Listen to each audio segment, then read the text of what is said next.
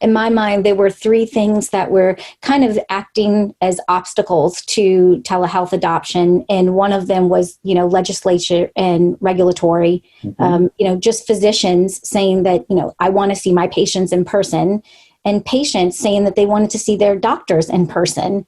And a lot of that has changed. So just kind of update us from your perspective. How has those three things changed in some fashion? The easiest one to talk about is the legal and regulatory piece. And so the government now, I can't speak to all 50 states. It's state by state, things can be different. But the federal government is now paying us at equal value of an office visit to do a phone visit, to do something that we would call an asynchronous visit, meaning you send me some information over the patient portal and I report back to you, or a video visit. Mm-hmm. So Medicare went that way. The governor of Massachusetts demanded that all payers do the same. That was about 3 weeks ago. Mm-hmm. So there's all of that, which is for the most part, and again, I'm so pleased. Most times I'm proud of my profession. And this is one of those times. Most doctors that aren't on the front lines are happily taking care of their patients in whatever way they can, and we'll figure out the billing later, right? But yep. We have the green light to do this.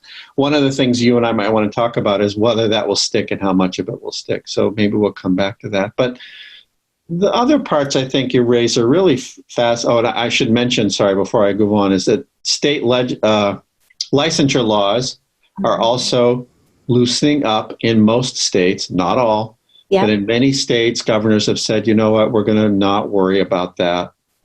And then the third piece that bears mentioning is and people will want to know about this, but the use of tools like FaceTime and Skype is now allowed, which it wasn't some time ago. Mm-hmm. And the reason that's worth mentioning, is twofold. One is that it does make it so much easier for you and I to have any kind of interaction because we can choose the platform that suits us both. We don't have to make you sign up for something and download something. If you've already got FaceTime, you can use it. But the other part that comes up, and I want to just address this, again, we can come back to any of this, but I want to address this, is the privacy side. All this talk about Zoom bombing and so forth. Mm-hmm. It turns out that for a healthcare interaction, it is extraordinarily rare that you would have your video hacked.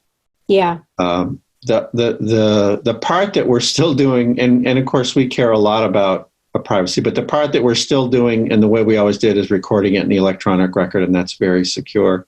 Mm-hmm. So anyway, just to recap those three things: relaxed reimbursement restrictions, relaxed licensure restrictions, and relaxed technology restrictions. So that just helps everyone not think too hard about it and reduces friction, as they say in the industry.